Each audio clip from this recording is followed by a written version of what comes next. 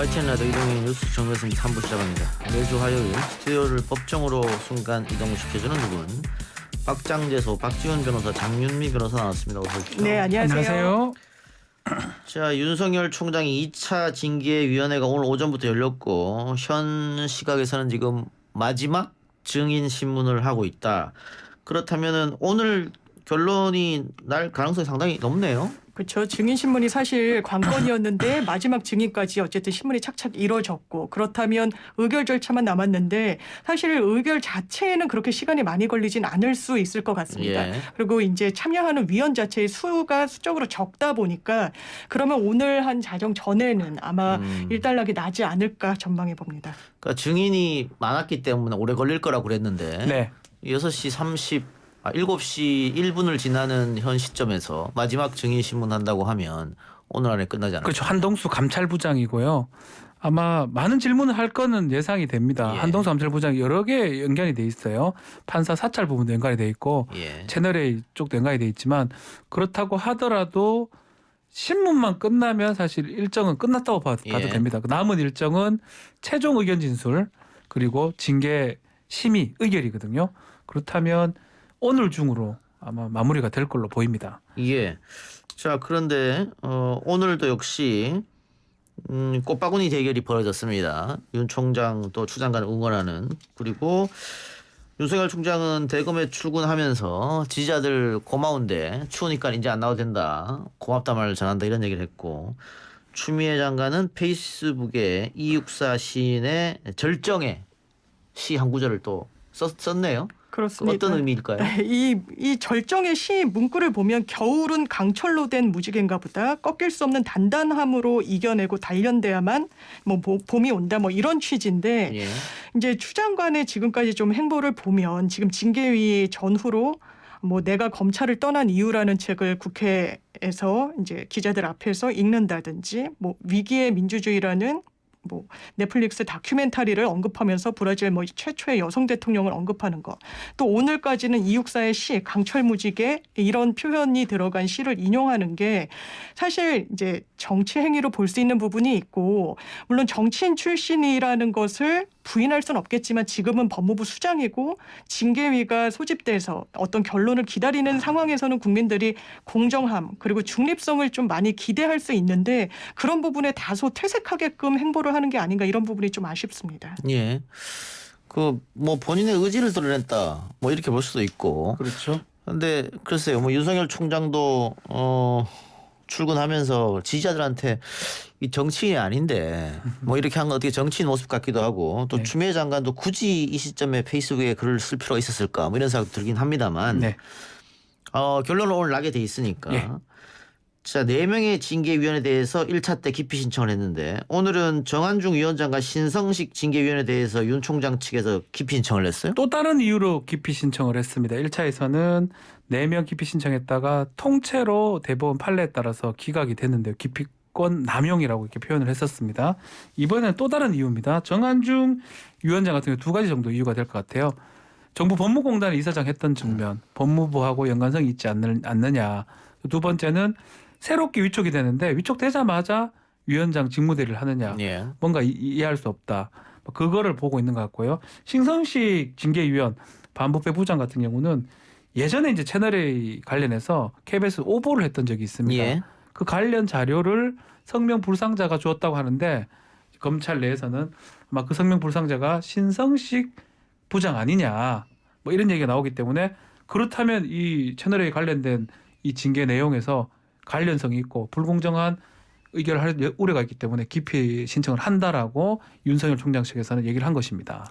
결국 이것도 기각됐죠? 기각되죠. 그리고 이제 뭐 이렇게 안 될 가능성이 높죠. 기피 신청 기각률이 상당히 높아요. 지난번에 저희가 얘기를 했지만 받아들이는 확률이 거의 뭐 1000건, 10,000건 있으면 한 건 될까 말까거든요. 0.1% 뭐 그 내외인데 재판도 그런데 하물며 징계위원회에서 받기는 어려운데 그럼에도 계속 이렇게 얘기를 하는 거는 절차적 문제점을 계속 따지고 조금 시간을 끌기 위한 방법이 아니었나 이렇게 예상이 됩니다. 그래서 하나하나 문제가 될 때마다 절차적 문제점을 따지면서 기피 등등 얘기를 좀 하고 있는 걸로 생각이 듭니다. 예.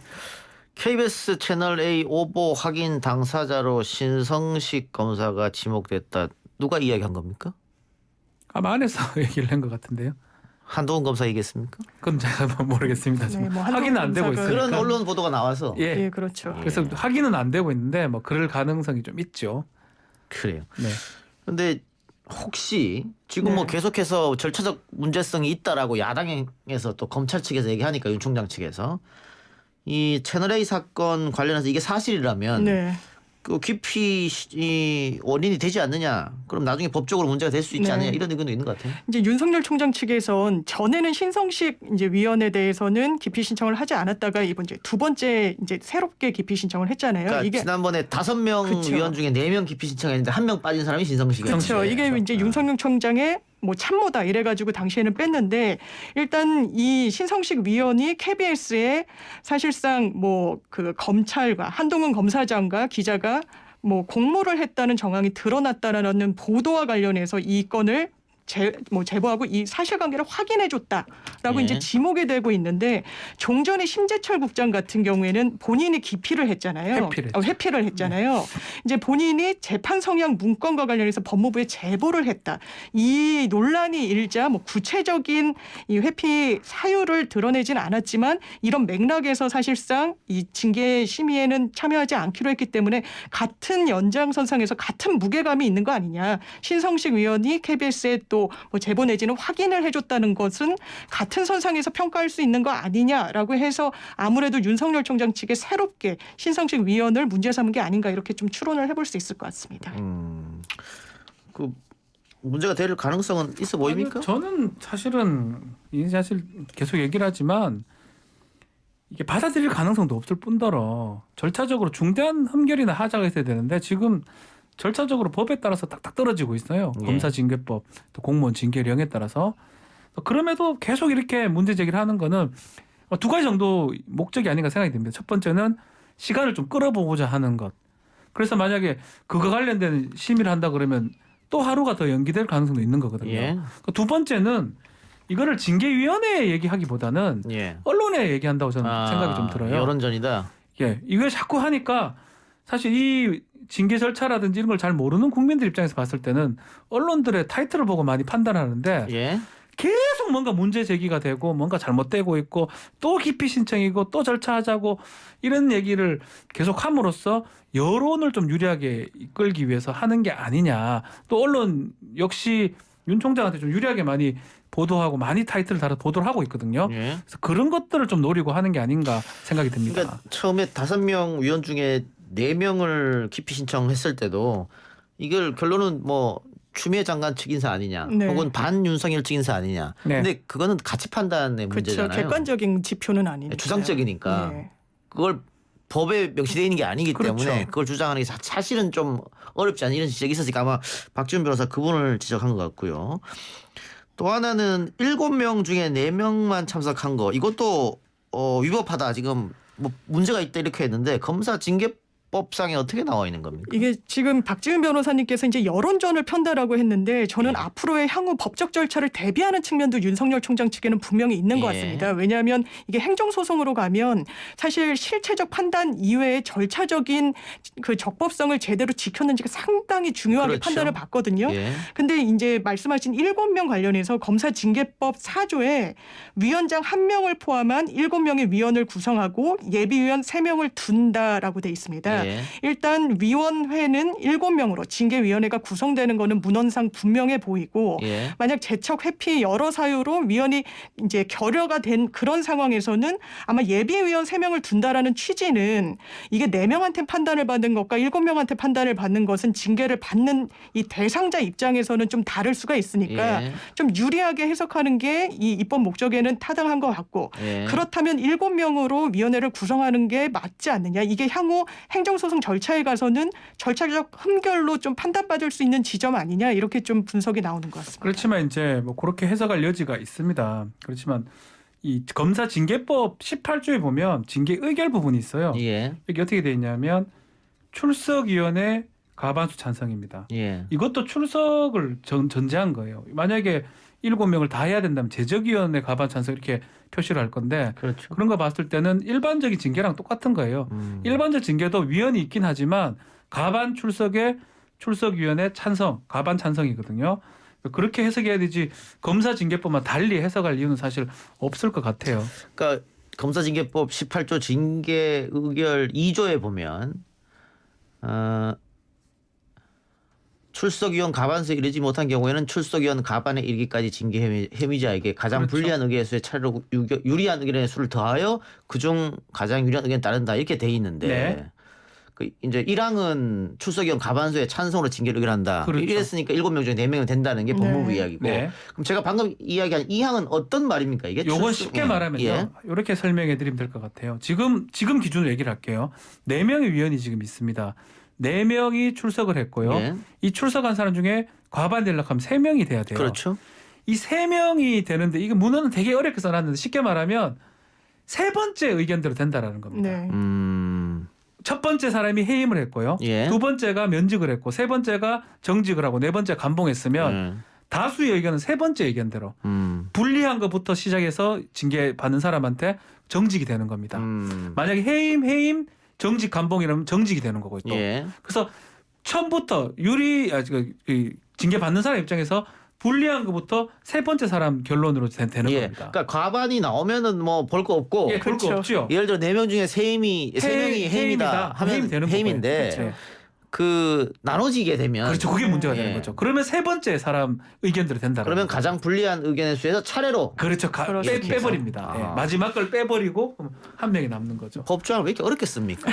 근데 이렇게 해야 이해가 명확하게 되기 때문에 이게 제가 말하듯이 이렇게 예시를 들 수 없기 때문에 이렇게 표현을 합니다. 이거는 모든 징계가 마찬가지예요. 예. 검사 징계뿐만 이렇게 되는 게 아니고 모든 그 공무원 징계 아니면 군인 징계 예. 다 똑같이 이렇게 적용됩니다. 그렇기 때문에 뭐 문헌상 장유미 변호사 얘기하는 것처럼 7명이 가는 게 좋아 보이죠. 그렇지만 다 모든 징계위원회는 과반이 출석하고 과반이 알겠습니다. 찬성하면 됩니다. 근데 이거는 글쎄요 뭐 윤 총장 측에서 나중에 법으로 대위하기 위해서라도 얘기했다고 합니다만 이 1항이 사건 심의를 마치면 출석위원 과반수의 찬성으로 징계를 의결한다라고 명확하게 명시돼 그렇죠. 있기 때문에 지금 사건 심의를 하고 있잖아요. 그렇죠. 그래서 7명의 과반수 4명 이상이 찬성하면 징계는 된다. 뭐 이런 그렇죠. 말이겠네요. 네, 그렇죠. 그렇습니다. 다만 세부적으로도 위원들의 의견이 다를 수 있으니까. 그렇죠. 네. 그렇죠. 그럴 때 되면 아까 얘기한 대로 세 번째 네. 그렇게 한다. 알겠습니다. 근데 지금 오늘 8명의 원래 증인이 채택됐었는데 심재철 법무부 검찰국장이 철회를 했습니다. 이게 네. 법무부에서 증인을 철회한 것 같은데 네. 징계위원회 처리를 했죠. 그렇습니다. 왜 징계위원회에서 철회했습니까? 네. 그 이유가 뭐죠? 일단 뭐 명시적으로 이유를 밝힌 거는 없는데 예. 지금 뭐 언론 분석을 보면 진술서를 대신 냈을 수 있다. 예. 그래서 진술서를 대체했을 수 있다는데 그 무게감이 다르기 때문에 그렇죠. 예, 사실 본인이 증인으로까지 이제 선서를 하고 뭐 위증의 문제는 아니더라도 이제 선서 의무는 있으니까요. 그렇게 하고 검찰에 좀 반대되는 입장을 말하는 것이 상당히 좀 부담감으로 작용하지 않았을까 뭐 이런 전망도 나오고 있고요. 근데 처음에 예. 스스로 기피했었잖아요. 예, 그렇죠. 스스로 기피하고 어쨌든 이번에도 증인으로 채택되지 않고 뭐 페이퍼로 대신한다는 건 아직 확실히 알려진 건 예, 아니죠. 그걸 냈을 가능성도 있다라는 좀 전망이 나오는 거고 또 본인이 위원회 자격이었었는데 이게 이제 나중에 위원회에서 나와서 증인으로 본인이 증언을 하는 것이 또 절차적으로 좀 문제가 예. 있는 거 아니냐 뭐 예. 이런 비난도 좀 감안을 했을 걸로 보입니다. 알겠습니다. 또 하나는 이게 증인 신문권. 그러니까 윤석열 총장 쪽에서 우리에게도 신문권을 달라고 했었는데 징계위원회에서는 법률상 그건 불가능하다. 그렇게 안 돼 있다. 네. 근데 이게 또 신문 니은 받침과 미은 받침이 좀 다르잖아요. 근데 네. 뭐 일반인들은 그게 왜 달라 하겠지만 그 차이점 좀 설명해 주세요. 심입니다. 미음 받침이 됐을 때는 물어보고 답변하는 과정을 다 거치는 겁니다. 예. 변명도 할 수도 있고 이렇게 찾을 심자를 쓰는 거거든요. 근데 신문이면 우리가 피의자 신문이죠. 이거는 주로 묻는 것만 하는 거예요. 예. 그러니까 답변은 변명 말고 묻는 거에서 뭐 수사나 조사하는 사람이 질문했을 때 네, 아니요. 이런 식으로 답변하는 경우를 니은을 붙이는 신문이라고 그러고 이 증인 지금은 신문을 받는다고 해야 되겠죠. 징계위원이니까. 예, 징계위원회니까 묻고 본인이 필요하면 답변도 할 수도 있고요. 다만 이제 검찰이 하는 피의자 신문은 니은을 붙이는 신문이게 되겠죠. 근데 어쨌든 네. 받아들여줬네요, 이거. 예, 이건 받아들여졌고 좀만 덧붙인다면 이제 형사소송법에 분명히 니은 받친 신문과 미음 받친 신문을 구별하고 있습니다. 예. 이를테면 구속 전 피의자 신문, 그렇죠. 뭐 영장실질심사할 예. 때는 미음을 붙이는데 그때는 이제 법관만이 그렇죠. 이제 신문을 할 수 있고 신문의 주체가 법관이고 저희 이제 변호인들이 증인 신문을 한다고 했을 때는 시에다가 니은 받침 신문을 쓰거든요. 그렇다니까 이걸 문헌상 해석하면 신문은 어쨌든 재판부나 판단의 주체가 하는 것으로 이해가 될 수 있고 신문은 이제 방어하는 입장에서도 신문을 할 수 있는 것으로 이해가 되다 보니까 법무부 측 입장은 이 검사징계법 13조에 신문, 미음 받침으로 돼 있기 때문에 징계위원회가 신문의 주체다. 변호인은 신문에 권한이 없다라고 했는데 계속 문제 제기를 하니까 그 길을 네. 열어준 것 같아 보입니다. 실제도 이제 신문을 이제 징계위원회 할 때 자꾸 윤석열 얘기를 하니까 독특하게 지금 진행이 되는데 실제 징계위원회 열렸을 때 신문을 할 수가 있어요. 증인이 나올 수가 있고요. 그 경우 대부분 징계위원회에서 신문합니다. 어떤 뭐 징계 받는 변호사라든지 대리인이 신문하는 경우는 없고요. 그래서 그것도 뭐 맥락상으로는 징계위원회 얘기가 좀 맞아 보인다고 생각이 듭니다. 그렇지만 그럼에도 불구하고 변호인도 특별 변호인도 신문을 할 수 있도록 길을 열어줬던 것입니다. 이번에는요. 두 분은 어떻게 예상합니까? 저는 정직 3개월 예상해 봅니다. 왜냐하면 이게 정직 6개월 정도가 나오면은 사실상 해임에 상응하는 조치라고 평가를 받을 수 있고 뭐 해임이 나오면 정치적인 후폭풍이 엄청 거셀 거라는 거는 논란의 여지가 없고 예. 이때는 또 대통령이 재가까지 해야 되는 부분이 있어서 그 정치적인 책임 공방이 대통령까지 향할 수가 있고 그리고 이제 법률적인 부분을 본다면 정직 6개월은 사실상 해임 조치에 상응하기 때문에 이걸 직무 정지와 관련해서 집행 정지 가처분을 했을 때 그러니까 이 처분과 관련해서 집행정지 가처분을 했을 때도 인용률이 상당히 좀 높아 보입니다. 이런 그 이후의 법률적인 절차를 감안하면 이 징계위원들이 사실상 중간 정도의 정직 3개월 정도에서 의견을 내지 않을까 이렇게 예상해 봅니다. 저는 좀 해임이나 면직을 생각하고 있는데요. 그 이유는 일단 이렇게 징계가 됐고 사유 6개 정도 봐서도 지금 뭐 김봉현 접대 부분이라든지 윤곽근 구속 뭐 등등해서 징계 혐의가 없는 무혐의가 날 가능성은 없어 보입니다. 예. 그리고 마지막 견책 같은 거 될 가능성도 없어 보이고요. 감봉도 그렇고. 그렇다면 정직 이상인데 결국 네 사람을 좀 생각을 해봐야 돼요. 뭐 언론에서는 누가 정직 2월 할 거, 누가 정직 6월 할 거 이렇게 얘기하던데 그런 건 필요가 없고요. 그렇다면 법조인이 지금 그러니까 일반 법조인이 3명이고 검사가 1명이거든요. 굳이 얘기를 하면 예. 그렇다면 세 사람의 의견이 어느 정도로 가느냐 부분인데 글쎄요. 뭐 저는 한 3사람 정도는 면직이나 해임 정도를 하지 않을까. 1명 정도는 정직을 할 것 같아요. 그러면 3사람째 의견이 면직이나 해임이 되지 않을까. 이것을 추미애 장관이 검찰총장 역할을 못할 정도로 심각한 문제가 있다고 그렇죠. 이야기를 했는데 그래서 여기까지 끌었잖아요. 네. 여기서 만일 정직이 나온다 그러면 또 다른 추미애 장관의 아마 책임론이 나오지 않을까. 그래서 제가 그 그러겠죠. 말을 예. 정치적으로 봤을 때는 정직 얘기를 계속 합니다. 네. 언론에서 자꾸 정직 얘기를 하고 뭐 의원도 그런 얘기를 그렇죠. 하더라고요. 근데 사실은 나머지 3사람은 막 4명 다 의원들이 정치인들이 아니에요. 정한준 교수라든지 네. 안진 교수님이라든지 지금 이용구 차관 다 정치인이 아닙니다. 그래서 아마 주어진 법대로 본인의 표를 행사할 거예요. 이걸 봤을 때 해임이 맞느냐, 정직이 맞느냐, 면직이 맞느냐 이렇게 판단한다고 봤을 때 이 토론은 하지만 결국은 본인이 쓰고 그것을 한다면 글쎄요 정직을 했다가는 가다가는 무혐의 되고는 밑으로 떨어질 가능성이 있기 예. 때문에 대부분 좀 크게 좀 무거운 형으로 하지 않을까 저는 좀 예상을 그러니까 합니다. 아마 그렇게 정직이 나온다면은 정치권에서 뭐 추미애 장관이 결국은 책임져야 되지 않겠냐. 스스로 사표 아니면은 뭐 왜냐면 이거는 뭐 징계위원회를 떠나서 이게 되는 거죠. 예. 그렇게 난리를 쳤는데 그렇게 되는 이거 거죠. 나오려고 이 난리를 쳤냐고 예. 그 그런 본인이 책임질 수밖에 없는 책임을 지는 상황이 될 상황이 것 되니까. 같아요. 자, 그런데 마지막 그 증인 신문 중이라고 했는데 네. 그러면 끝나고 나서 이제 결국 다수결로 하는 거잖아요. 그렇죠. 어떤 원칙은 이야기들이 다수결이죠. 오고 가는 겁니까? 이제 본인의 그러니까 징계위원들의 의견이 이제 오고 가는 겁니까? 아 저희는 이제 이것도 자꾸 이렇게 얘기하니까 제가 이제 저도 징계를 꽤 많이 했습니다. 국방부 같은 데 있으면서 간사가 있으면 간사가 얘기를 하고 네. 하긴 하는데 토론을 그렇게 하지 않습니다. 안 합니까? 예. 본인이 보고 본인의 느낀 대로 의견만. 이게 달라요. 재판부 3심이 하는 합의와는 합의부면 부장 판사나 재판장이 얘기를 하고 의견을 들어보는데 다 각자 다른 징계위원이기 때문에 글쎄 어떻게 꾸려갈지는 징계위원장 직무대리가 알아서 하겠지만 일반적인 징계위원회를 말씀드리면 그냥 그 다 들어보고 결국은 표결을 할 거거든요. 예. 그 표결을 딱 보고 4개 중에 3번째 의견을 합니다. 예. 저는 그렇게 진행되지 않을까 생각이 듭니다. 근데 사안이 또 사안인지라 아마 그렇죠. 소개하는 과정은 거칠 것 같은데 본인은 뭐 어떤 입장을 냈든 뭐 이런 의견 조율을 하는 건 아니겠지만 이게 어떤 이 무게를 어떻게 평가할 것인지 해석할 것인지 그리고 결과를 낼 것인지에 대해서는 이제 다소 완화된 의견 교환은 있지 그건 않겠느냐. 있겠죠. 그 정도는 뭐 있을 것 이런 이 같아요. 정도로 생각합니다. 알겠습니다. 자, 오늘 두 분 이야기 여기까지만 듣죠. 지금까지 박지훈, 장윤미 변호사였습니다. 수고했습니다. 네, 감사합니다. 감사합니다.